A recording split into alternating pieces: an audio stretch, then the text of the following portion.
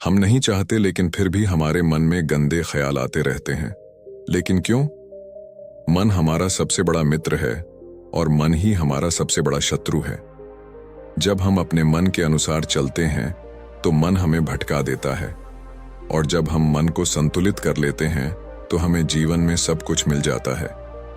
हम अपने मन में आने वाले गंदे विचारों को रोकने की कोशिश करते हैं, लेकिन जितना हम रोकते हैं उतने ही अधिक ये विचार हमारे अंदर प्रवेश करते हैं। आप किसी चीज से जितना दूर भागेंगे वह चीज उतनी ही ज्यादा आपके पास आएगी। इसीलिए उस चीज से दूर ना भागें, बल्कि उस पर संतुलन बनाए रखें। नमस्कार दोस्तों, बोधि एक्टिवेटेड यूट्यूब चैनल पर आपका तहे दिल से स्वागत है। इससे पहले आप इस वीडियो में खो जाएं, चैनल को सब्सक्राइब लाइक जरूर करें। एक बार एक युवक गौतम बुद्ध के पास आया और गौतम बुद्ध से बोला, हे बुद्ध, मेरे मन में इतने गंदे विचार क्यों आते हैं? मैं नहीं चाहता कि मेरे मन में गंदे विचार आएं, लेकिन वासना के विचार हमेशा मेरे मन में चलते से रहते हैं और मैं उनके बारे में सोच सोच कर बहुत परेशान रहता हूं।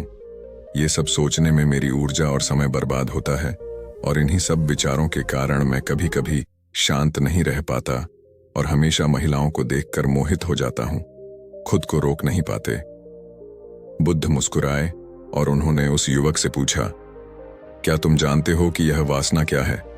तब लड़के ने जवाब दिया और कहा, बुद्ध, मुझे नहीं पता वासना क्या है, लेकिन हाँ, जो भी है ये बहुत बुरी बात है। तब बुद्ध ने उस युवक से कहा, सबसे पहले तुम्हें यह समझना होगा कि जो कुछ भी हमारे अंदर स्वाभाविक रूप से है वह बुरा नहीं है। इसकी हमारे जीवन में किसी न किसी रूप में आवश्यकता पड़ती है। वासना कोई बुरी चीज नहीं है। यह हमारे मन की एक भावना है जो हमें किसी न किसी चीज की कमी का एहसास कराती है, और फिर हम उस चीज को पाने के लिए उस चीज की ओर आकर्षित हो जाते हैं। जैसे अगर आपके पास पैसे की कमी है तो आपके मन में पैसे पाने की इच्छा होती है, वासना जगेगी। इसका मतलब यह नहीं है कि वासना बुरी है, बल्कि यह हमारे मन की एक तरह की जरूरत का एहसास है, और जब यह जरूरत शारीरिक होती है तो हम इसे काम वासना कहते हैं। युवक ने गौतम बुद्ध से कहा, बुद्ध, मैं वासना का अर्थ तो समझ गया, लेकिन आप ही बताइए कि यह कहां से आती है और कैसे आती है। गौतम बुद्ध ने कहा कि वासना कहीं से नहीं आती, यह हमारे अंदर ही है और इसका होना जरूरी है, तभी मानव जाति का विस्तार होगा। युवक ने कहा, जब यह हमारे अंदर है और जरूरी भी है तो लोग इसे गलत क्यों कहते हैं? बुद्ध ने कहा, यही समस्या है। लोगों ने वासना के बारे में गलत सोच रखी है। वे इसे छुपाने और दबाने की कोशिश करते हैं। वासना गलत नहीं है, लेकिन वासना का गलत तरीके से उपयोग करना गलत है। लोग जो पसंद करते हैं उसके लिए जीना शुरू कर देते हैं और हर समय उसी के बारे में सोचते रहते हैं, लेकिन यह सब गलत है।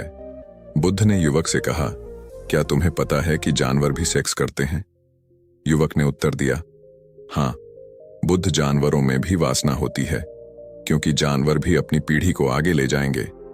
बुद्ध ने कहा, तो फिर हम जानवरों की वासना को गलत क्यों नहीं कहते? युवक ने कहा, मैं नहीं जानता, महात्मा आप ही बताएं। गौतम बुद्ध ने कहा था कि जानवर अपनी वासना का उपयोग सुख के लिए नहीं करते, वे अपनी वासना का उपयोग केवल संतान प्राप्ति के लिए करते हैं। प्रकृति ने जानवरों को इतनी समझ नहीं दी है कि वे वासना को अपनी खुशी का आधार बना सकें, जबकि मनुष्य अपनी समझ के आधार पर प्रकृति में पाई जाने वाली हर चीज का उपयोग अपनी खुशी के लिए करता है। हम इंसानों ने काम और वासना को अपनी खुशी का जरिया बना लिया है, जबकि प्रकृति ने हमें अपने वंश को आगे बढ़ाने के लिए दिया है, लेकिन मनुष्य ने इसे अपने जीवन का अंतिम लक्ष्य बना लिया है, और वासना को बेलगाम होने देना गलत है। हम हावी क्यों हैं? यह बेलगाम क्यों हो जाता है? तब गौतम बुद्ध ने कहा, अब जो मैं तुम्हें बताऊंगा उसे सुनो, ध्यान से सुनो। तुम्हें वासना का पूरा खेल समझ में आ जाएगा। तुम्हें तुम्हारे सभी सवालों के जवाब मिल जाएंगे। तुम्हें बस ध्यान से सुनकर समझना होगा। तब गौतम बुद्ध ने उस युवक से कहा, एक समय की बात है, गुरु और उनके शिष्य एक आश्रम में रहते थे। शिष्य प्रतिदिन दीक्षा लेने के लिए आश्रम से बाहर गांव में जाते थे। जो शिष्य भिक्षा लेने के लिए गांव में जाता था, रास्ते में एक नदी पड़ती थी, जिससे होकर वह प्रतिदिन भिक्षा लेने के लिए जाता था। एक दिन उसने एक लड़के को पेड़ के पीछे छुपे हुए देखा। यह लड़के के पास गया और पूछा, भाई, तुम इस पेड़ के पीछे छिपकर क्या देख रहे हो? लड़के ने कहा, अरे, क्या तुम्हें वह नहीं दिख रहा जो मैं देख रहा हूं? उसकी नजर नदी पर पड़ी तो वहां कुछ लड़कियां पानी भर रही थीं। लड़कियां 14-15 साल की होंगी। तब शिष्य ने लड़के से कहा, अरे भाई, वहां तो लड़कियां पानी भर रही हैं, इसमें छिपने की क्या बात है? तभी लड़का शिष्य की ओर देखता है और उससे कहता है, अरे मूर्ख, क्या तुम देख नहीं सकते कि मैं क्या कर रहा हूं? वे पुरियां नदी से पानी कैसे खींच रही हैं। जरा उसके भावों को देखो, उसके कोमल शरीर को देखो। बर्तन उठाते समय उसकी पतली कमर कैसे लचकती है और उसके बाल उसकी कमर पर ऐसे लहरा रहे हैं मानो सुंदरता बिखरी हुई हो। शिष्य फिर से नदी की ओर देखता है और इस बार वह देखता ही रह जाता है। अब तक उसे कुछ भी दिखाई नहीं दे रहा था और वह बिल्कुल निडर था। उसे किसी बात का डर नहीं था, लेकिन अब वह छिपने लगा और उन लड़कियों को ऐसे देखने लगा जैसे उसने कोई अपराध किया हो। और जब वह छिपकर उन लड़कियों को देख रहा था तो वह अंदर से कांपने लगा और उसने कहा कि यह मैं हूं, मैं क्या कर रहा हूं? मैं जो कुछ भी कर रहा हूं वह सही नहीं है, मुझे यहां से चले जाना चाहिए। और फिर वह जल्दी से चला जाता है। फिर वह आश्रम पहुंचता है। आश्रम में जाकर वह अपने काम में व्यस्त हो गया, लेकिन जो उसने अभी देखा था वह बार बार उसकी आंखों के सामने आ रहा था। उसके दिमाग में वही दृश्य घूम रहा था। यही देखने को उसका मन ललचाया। उसका किसी भी काम में मन नहीं लगता था। वह प्रतिदिन सुबह सुबह भिक्षा लेने के लिए आश्रम से निकल जाता था और नदी के पास स्थित एक पेड़ के पास जाता था, जहां वह लड़का पहले से ही मौजूद होता था और छिपकर अपने साथ लड़कियों को देखता था। अब वह प्रतिदिन ऐसा करने लगा। उसका मन अब किसी काम में नहीं लगता था। वह सदैव किसी न किसी विचार में डूबा रहता था। वह आश्रम का कार्य भी ठीक से नहीं कर पा रहा था। वह न तो ठीक से सो पाता था और न ही ठीक से खा पाता था। उसका मन बेचैन था। उसका मन बार बार उन लड़कियों की खूबसूरती देखने को ललचाता था। जब गुरु भिक्षा दे रहे थे तब भी उनका मन किन्हीं अन्य विचारों में खोया हुआ था। गुरु ने अपने शिष्य की ये हरकतें देखी तो एक दिन गुरु ने शिष्य को अपने पास बुलाया और कहा कि आज से मैं भी तुम्हारे साथ भिक्षा मांगने चलूंगा। तुम और मैं एक साथ भीख मांगने जाएंगे।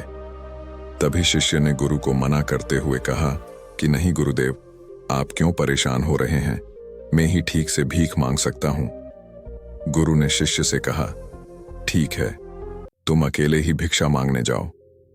इसके बाद शिष्य भिक्षा मांगने निकल गया। शिष्य के जाने के बाद गुरु भी आश्रम से बाहर निकल गए और शिष्य का पीछा करने लगे कि वह कहाँ जाता है और क्या मिलता है। ये सब देखने के लिए उसका पीछा करने लगा। थोड़ी दूर जाने पर गुरु ने देखा कि उनका शिष्य एक अपराधी की तरह एक लड़के के साथ पेड़ के पीछे छिपा हुआ है और छिपकर कुछ देख रहा है।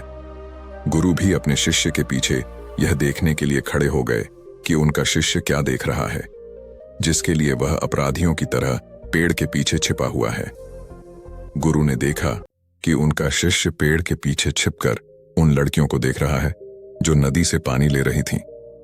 तब गुरु ने शिष्य से कहा, लड़कियों से भी मांगोगे क्या? गुरु की आवाज सुनकर शिष्य का मन घबरा गया और उसे पसीना आने लगा।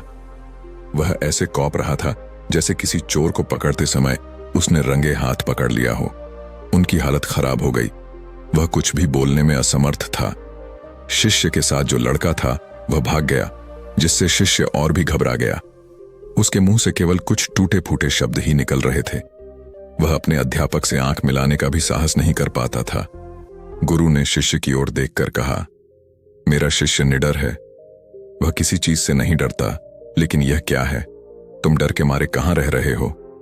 शिष्य ने गुरु से कहा, मुझे माफ कर दीजिए, इसमें मेरी कोई गलती नहीं है। उस आदमी ने मुझे धोखा दिया, लेकिन मैं तुमसे वादा करता हूं कि आज के बाद मैं ऐसा दोबारा कभी नहीं करूंगा। क्षमा चाहता हूं। गुरुदेव ने कहा कि कोई बात नहीं, लेकिन तुम्हें यह ध्यान रखना चाहिए कि हम जैसी संगति करते हैं हमें वैसा ही फल मिलता है। जैसे जैसे हम संगति करते हैं उनके विचार हम में प्रवेश करते हैं। इसलिए अच्छी संगति रखें ताकि अच्छे विचार आप में प्रवेश करें। फिर गुरु और शिष्य आश्रम लौट आए और फिर से आश्रम के काम पर ध्यान देने लगे। वह उस रास्ते को छोड़कर दूसरे रास्ते से जाने लगा। वह अपना कार्य सावधानी से करता था, लेकिन धीरे धीरे उसके अंदर क्रोध उत्पन्न हो गया और फिर वह अन्य शिष्यों पर क्रोध करने लगा और बेचैन रहने लगा। अब वह ठीक समय पर भोजन भी नहीं करता था। वह खाना भी बहुत कम खाते थे। एक रात गुरु शिष्य के पास आए और उससे बोले कि तुमने मुझसे वादा किया था कि तुम अपने मन को वश में रखोगे। आपने अब तक कितनी बार अपना वादा तोड़ा है? यह सुनकर शिष्य अपने गुरु के चरणों में गिर पड़ा और रोने लगा। उसने रोते हुए गुरु से कहा कि गुरुदेव, मैं कई बार अपना वादा तोड़ चुका हूं, फिर वादा करता हूं, लेकिन हर बार मैं अपना वादा तोड़ देता हूं। यह बिल्कुल भी मेरे वश में नहीं है। मैं अपने मन से सभी बुरे विचारों को बाहर निकालने की बहुत कोशिश करता हूं, लेकिन चाहकर भी मैं ऐसा नहीं कर पाता। तब गुरु ने शिष्य से कहा, मेरे साथ आओ। गुरु शिष्य को आश्रम के बगीचे में ले गए और शिष्य से कहा, देखो, यहाँ कुछ नाले हैं जिनसे होकर नदी का पानी इन पौधों में आ रहा है और यह पानी लगातार बह रहा है। क्या आप इस पानी का बहाव रोक सकते हैं? शिष्य ने कहा, हाँ गुरुदेव, मैं इस प्रवाह को रोक सकता हूं। तब शिष्य ने मिट्टी उठाकर उस नाले के किनारे डाल दी। वह पानी थोड़ी देर के लिए रुका और फिर थोड़ी देर बाद उस रेत के ऊपर से पानी आने लगा। गुरु ने शिष्य से कहा, यह क्या है? यह पानी रुका ही नहीं। उसने फिर कुछ कंकड़ उठाए और नाली में फेंक दिए और फिर पानी थोड़ी देर के लिए रुक गया, लेकिन फिर कुछ देर बाद उन कंकड़ पत्थरों के ऊपर से पानी निकलने लगा। गुरु ने कहा, शिष्य क्या हुआ? पानी फिर आ गया है। आप कह रहे थे कि रोकेंगे। क्या हम किसी चीज को पूरी तरह से रोक सकते हैं? तब शिष्य ने कहा, कोई बात नहीं गुरुदेव, मैं इसे रोक दूंगा पानी और तुम्हें दिखाऊंगा। फिर वह एक बड़ा पत्थर लाया और नाली पर रख दिया। पानी रुक गया। तब शिष्य ने गुरु से कहा, देखिए गुरुदेव, मैंने कहा था कि मैं पानी रोकूंगा। मैंने पानी रोक कर दिखाया। मैंने आपकी बात पूरी कर दी। गुरु मुस्कुराए और बोले, अच्छा, ध्यान से देखो, पानी रुक गया है। क्या? यह पीछे नाली को तोड़कर बाहर आ गया है और अगल बगल से बह रहा है। और ध्यान से देखिए, यह इस पत्थर के सामने भी आ गया है और यह पानी अपना रास्ता बदलकर फिर से आगे की ओर बह जाएगा। फिर कुछ देर बाद वही हुआ। तब गुरु ने शिष्य को समझाया, आपके साथ भी ऐसा ही हो रहा है।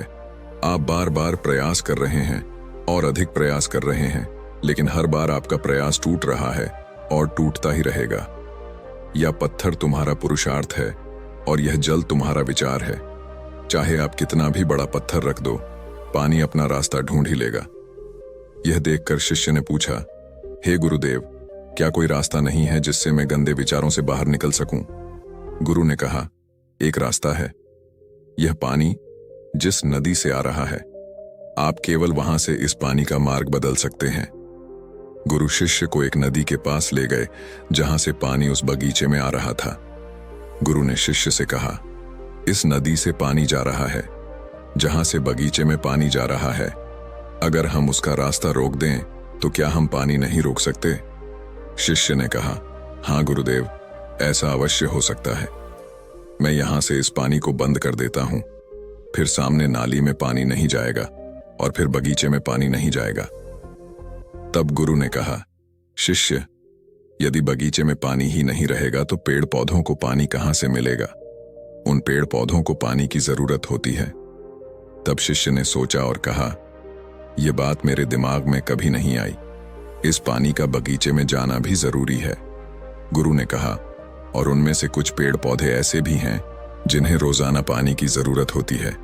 वे सूख कर मर जाएंगे, हमें पानी खोलना पड़ेगा। गुरु की बात सुनकर शिष्य ने पानी के लिए रास्ता खोला तो गुरु ने पूछा, यदि हम इस नदी का सारा पानी बगीचे की ओर मोड़ दें तो क्या होगा? शिष्य ने उत्तर दिया, गुरुदेव, वहां जीत हासिल करने के लिए पेड़ पौधे हैं। वे सब पिघल जाएंगे और कुछ भी नहीं बचेगा। गुरु मुस्कुराए और बोले, आप ये समझिए, हमें कुछ भी रोकना नहीं है, बस हमेशा संतुलन बनाए रखना है। पौधे कम पानी से नष्ट हो जाते हैं तथा पौधे अधिक पानी से भी नष्ट हो जाते हैं। हमारा जीवन संतुलन पर चलता है। गुरु ने शिष्य से कहा, अगर मैं तुम्हें आम के बारे में कुछ ऐसा बताऊं जो तुम्हें नहीं सोचना चाहिए, तो तुम्हारे दिमाग में सबसे पहले किसकी तस्वीर आएगी? गुरु ने कहा, जब हम अशुद्ध विचारों को बलपूर्वक रोकने का प्रयास करते हैं तो वे और अधिक मजबूती से हमारे अंदर प्रवेश कर जाते हैं। इसलिए हमें कभी भी उन्हें दबाने की कोशिश नहीं करनी चाहिए। तब गुरु ने शिष्य से कहा, बुरे लोगों की संगति के कारण भी हमारे मन में गंदे विचार आते हैं। कई बार कामुकता हमारे अंदर नहीं होती, लेकिन कुछ अश्लील लोगों के साथ रहने के कारण यह हम पर हावी हो जाती है। तब शिष्य ने कहा, गुरुदेव, आप सही कह रहे हैं, मैं रास्ता भटक गया था। तब वह शिष्य उस रात बहुत शांति से सोया। सुबह उसने अपना काम पूरे मन से किया और फिर सुबह वह भिक्षा लेने के लिए उसी रास्ते से चला गया जहां वह लड़का अभी भी पेड़ के पीछे छिपकर उन लड़कियों को देख रहा था। शिष्य उसे नदी पर ले गया जहां लड़कियों पानी भर रही थीं। उन्होंने उन लड़कियों से पानी मांगा और उनमें से एक लड़की ने उन्हें पानी दिया और शिष्य के पैर छुए। शिष्य ने उन्हें आशीर्वाद दिया कि आप स्वस्थ रहें ताकि मानसिकता सकारात्मक ऊर्जा से भर जाए। उसके चेहरे पर ऐसी मुस्कान आ गई मानो उसे कोई खोई हुई चीज वापस मिल गई हो। वह अपने रास्ते पर वापस जाने लगा। तभी पेड़ के पीछे छिपा लड़का पीछे से आया। वह शिष्य के पास आया और बोला कि क्या बात है, आज आपने करीब से देखा है, तुम तो मुझसे भी आगे निकल गए। तब शिष्य ने कहा, हम हमेशा दूसरों को देखने में लगे रहते हैं। किसी ऐसे व्यक्ति को बताएं जो आपको पसंद हो। अगर वह भी तुम्हें पसंद करती है तो शादी कर लो और उससे पहले तुम कुछ बन जाओ। अपने आप को पहचानें, इस तरह अपना समय बर्बाद न करें। फिर वह लड़का उस शिष्य से रोज मिलने लगा और उसने उस लड़के को नदी पर न जाने के लिए प्रेरित किया और फिर वह लड़का अपने जीवन में कुछ बनने के लिए संघर्ष करने लगा। तो देखा आपने संगति का असर क्या होता है। अपनी संगति बदलो, अपने विचार बदलो। गुरु ने शिष्य से पूछा, क्या तुम्हें तुम्हारे सभी प्रश्नों के उत्तर मिल गए? तब शिष्य ने कहा, हाँ महात्मा जी, धन्यवाद।